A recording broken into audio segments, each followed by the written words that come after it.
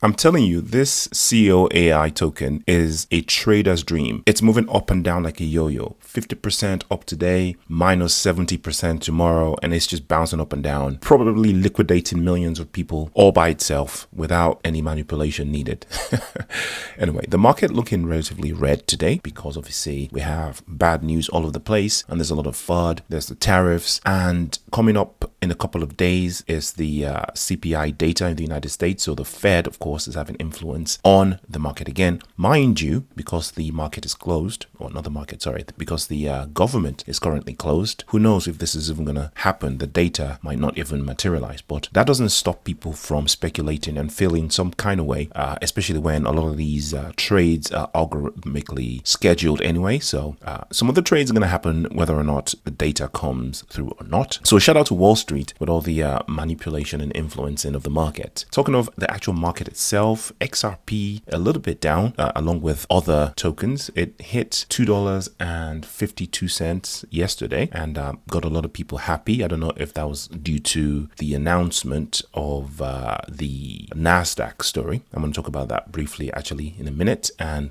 how exciting that is. There's more information on that coming up. But if you look at the other tokens like Bitcoin, there was actually the same kind of surge up to 113. Bitcoin went and now it's cooled off slightly again. I'm going to talk about this in a different video, but precious metals are making a move in the wrong direction as well. And there's a reason for it, which I'm going to address in a different video.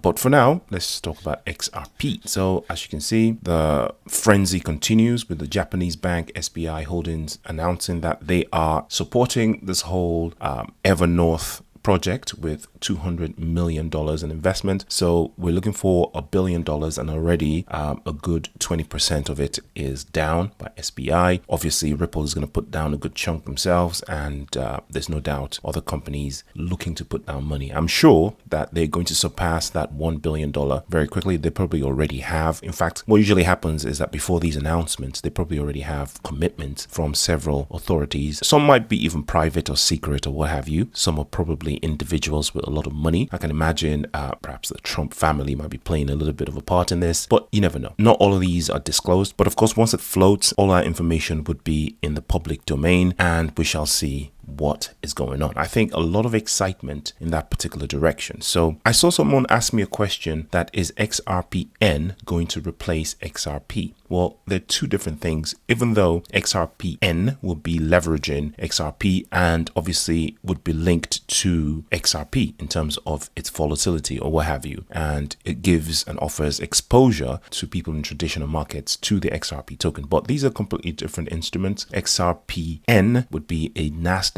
traded token, right, with an instrument ticker of XRP. XRP remains the token, the native token of the XRP ledger, XRPL. So those are completely separate things, even though they're intricately linked via the backing by the treasury and of course by psychology, really. So that's one thing. Talking about linking to XRP and leveraging XRP for mutual money, there is Flare, which is showing a lot of activity and a lot of interest in DeFi via XRP. In fact, Flare has become the leading EVM DeFi ecosystem for XRP as F assets launch triggers XRP FI growth. So it says here that the Flare network is experiencing rapid growth following the launch of F assets and the introduction of FXRP. By the way, FXRP is the only one that is live at the moment. As far as I can see, they might have launched the other ones, but the last time I looked, only FXRP was actually available. So all of this growth that they're experiencing can be attributed directly to XRP.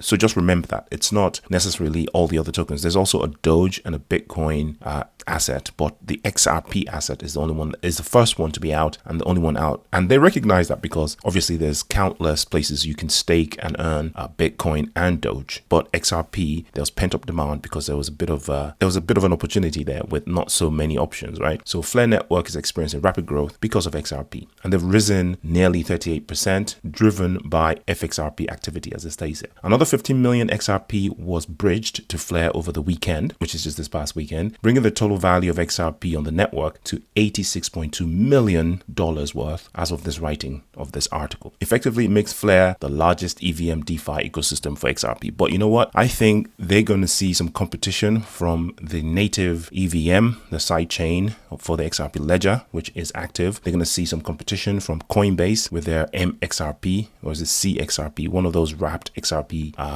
options. Even though I'm not a big fan of Coinbase's wrapped tokens because I've had some bad experiences with that. So it's not one that I recommend. Not financial advice, obviously do your own research. I think the FXRPs are better. And of course, the native sidechain for XRP, when that really gets going, I think it's going to basically wipe the floor with FXRP. But for now, FXRP is the king of XRP DeFi. Lots of utility coming through, and I'm excited for another day. So what are the prospects of XRP going down the week and into the weekend? Again, on Friday, we're having the CPI data. Again, may not happen because of government shutdowns. What if the government opens before then? You never know, but they're not supposed to be working, so who knows. We also had that outage, AWS outage, which affected a lot of services, which highlighted the requirement for decentralized resilient services. Now, I had some problems with YouTube, I had some problems with Amazon. I'm actually a content creator, so I had some issues with my affiliate links, and I could see my revenue go to nearly zero just because AWS was down, because obviously AWS as a server runs a lot of these programs that track people,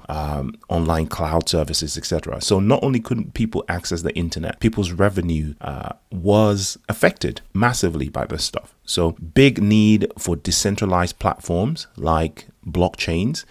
People are going to be looking at things like Filecoin and other decentralized solutions like that. So if you look at Filecoin and some of those other tokens that provide alternatives for these establishment options like AWS, you will find that people might, there might be a renewed interest in some of those. So I'm going to be looking at those tokens today to see what's what. If I find anything interesting, I might make a video about it, but none of it is financial advice, of course. Do your own research. But analysts are talking about some really good breakouts flashing on the charts. I'm expecting to see some beautiful action once all of the washing out is complete, or the macro events die down a little bit, the dust settles on all the China versus Trump thing, which I'm going to talk about actually in the next video when I do make it. But for now, sit tight, dollar cost average, and I'll see you in the next video. Peace.